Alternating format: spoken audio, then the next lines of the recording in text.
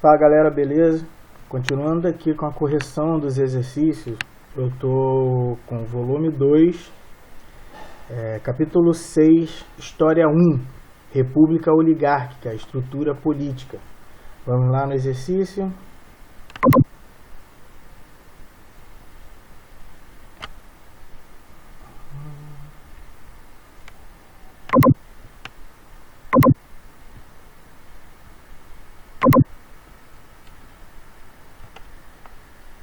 Só um pouquinho.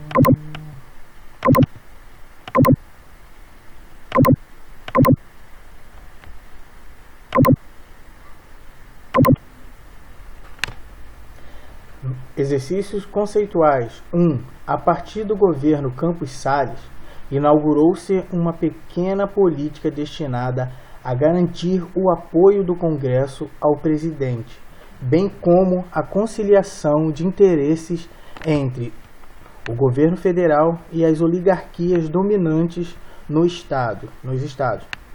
O órgão-chave para a implantação desse esquema, conhecido como política dos governadores, foi,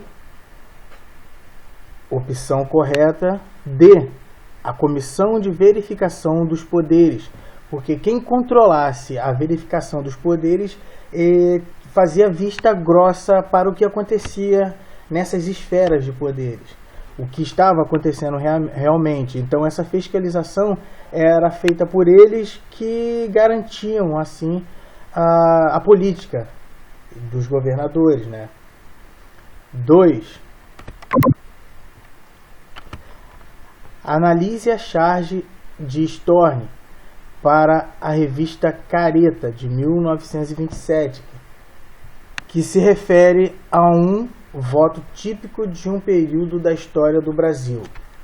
Tá aqui, a soberania, político e o eleitor. Aí a soberania pergunta: é o Zé Besta? E o político responde: não, é o Zé Burro. Vamos lá.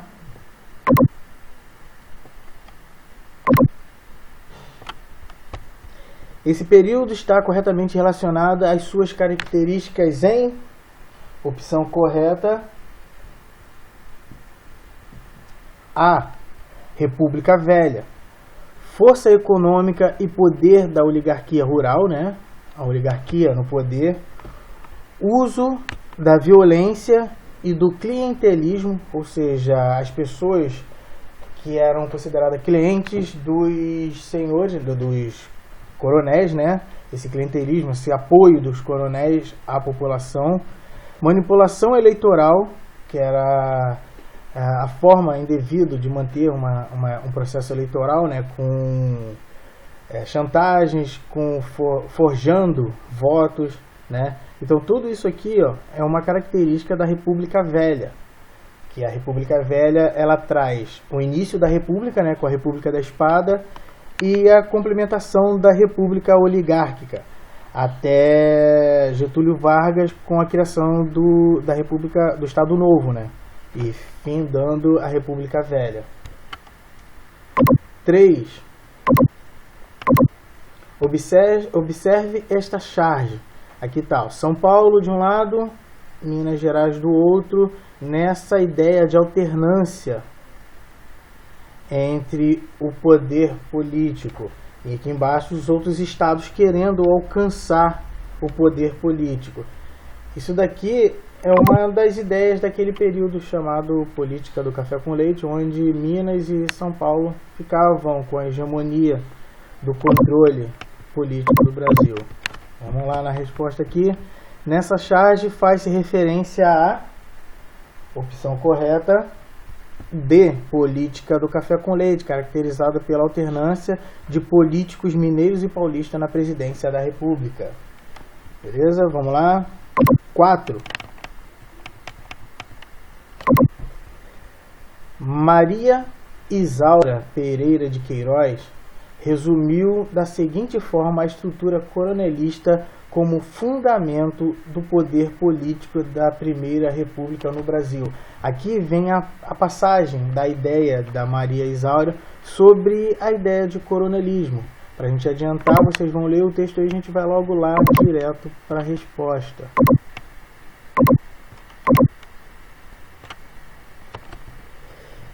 Depois da ideia da Maria sobre o coronelismo, a gente tem dois questionamentos aqui, ó.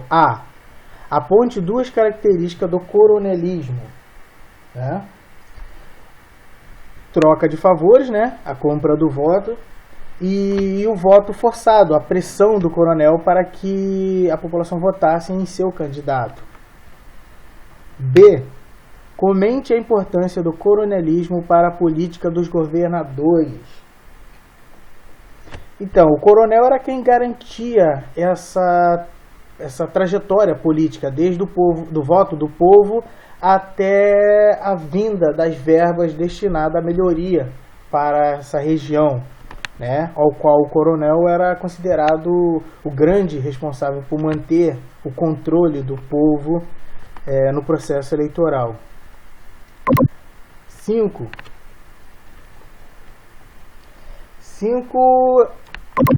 Vocês vão ler o texto aí, que é muito grande, a gente vai direto aqui para a interpretação desse texto, que aqui tem, ó, esses dois documentos relativos à organização política da Primeira República, ou seja, referente aos dois textos que falam sobre essa organização política da Primeira República, onde no primeiro documento o presidente Campos Salles promove entendimentos com o governador de Minas Gerais a fim de interferir no processo de verificação de poderes para a composição da Câmara dos Deputados.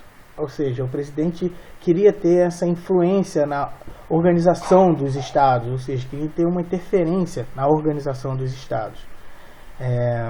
Estabelecido o acordo do governo federal com Minas Gerais e outros importantes estados, entrava em vigor um dos mais importantes acordos políticos da Primeira República, a política dos governadores, ou seja, essa intervenção do presidente nos estados, e assim favorecendo uma política de ajuda mútua entre presidente, governadores e municípios. O segundo documento, é um pequeno trecho de uma vigorosa libelo contra o predomínio das oligarquias na Primeira República, ou seja, era uma crítica ao predomínio das oligarquias na Primeira República. Vamos ao questionamento, que tem duas questões. Questão A: explique de que forma a política dos governadores contribuiu para o fortalecimento das oligarquias estaduais. É que com as trocas de favores e o controle do coronel, garantia o poder dos políticos dentro da esfera nacional, né? Então, isso fazia com que o coronel garantia o apoio ao governador, e esse governador garantia apoio ao representante da presidência.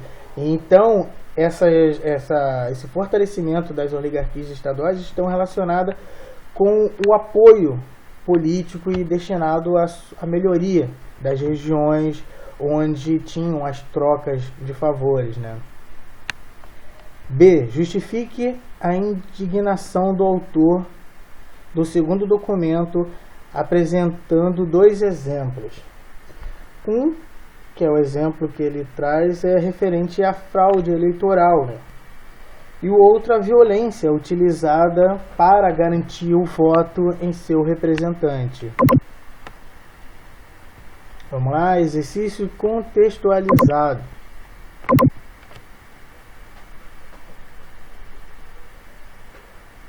Esse texto aqui fala sobre a ideia da cultura do mandanismo, né, que é quem manda, né, a cultura de quem manda no país.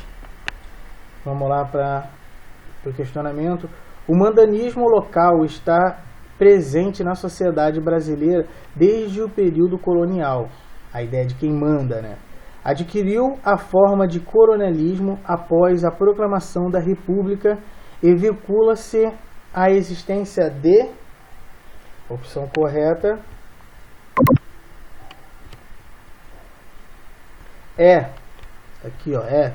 do latifúndio, da troca de favores e do voto de cabresto, voto controlado. 7.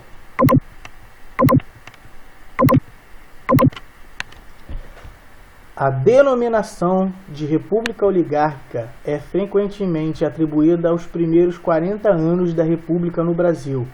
Coronelismo, oligarquia e política dos governadores fazem parte do vocabulário político necessário ao entendimento desse período. Vamos lá para o questionamento. Relacionando os termos do enunciado, a chamada república oligárquica pode ser explicada da seguinte maneira. Opção correta.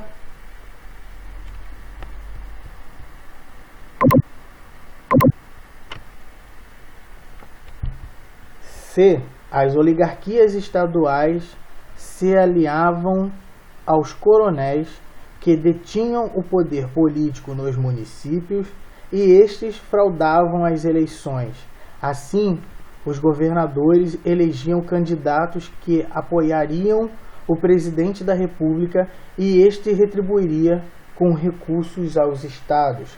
A grande troca de favores entre as esferas de poder, né?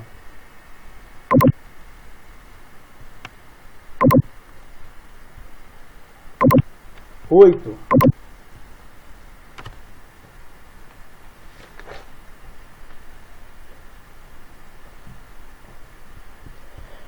Tem um texto aqui, né, que fala que discute a ideia da política do café com leite. Tanto os dois textos têm essa entrada na ideia da discussão da política do café com leite. E a gente vai direto lá para o questionamento.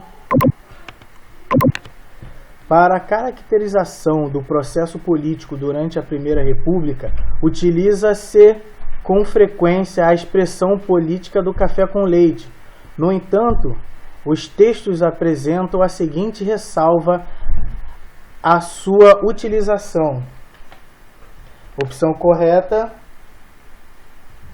C. A disputa política do período centralizam a suposta estabilidade da aliança entre mineiros e paulistas. Ou seja, porque na ideia não tinha um acordo em si, mas tinha uma aproximação entre trocas de apoios para garantir a permanência dessas duas esferas, Minas e São Paulo, no poder político da época.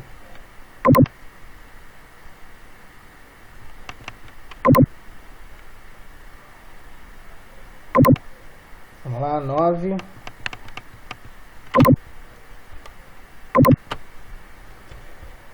Para os amigos, pão. Para os inimigos, pau. Aos amigos se faz justiça, aos inimigos aplica-se a lei. Ou seja, a ideia do favoritismo, né? Da troca de favores, do apoio a quem está do seu lado, a quem te apoia, entendeu? Essa troca de apoios mútuos que existia muito no período do coronelismo. Esse discurso típico do contexto histórico da Primeira República é usado por chefes políticos, expressa uma realidade caracterizada por, opção correta,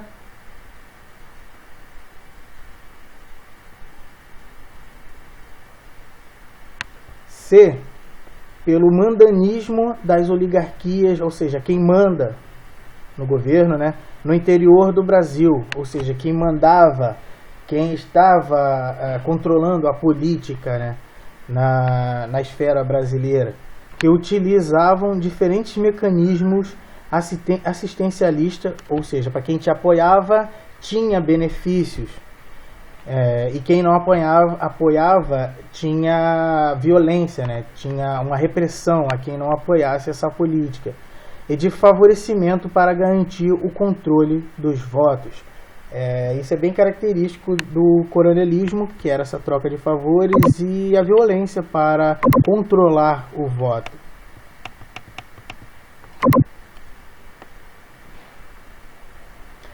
10. Aqui traz um texto que fala sobre a relação do povo com o coronel, né, com essa figura forte que era o coronel. Vamos aqui ao questionamento. O coronelismo, fenômeno político da Primeira República, 1889 a 1930, tinha como uma de suas principais características o controle do voto, o que limitava, portanto, o exercício da cidadania. Nesse período, essa prática estava vinculada a uma estrutura social, que era a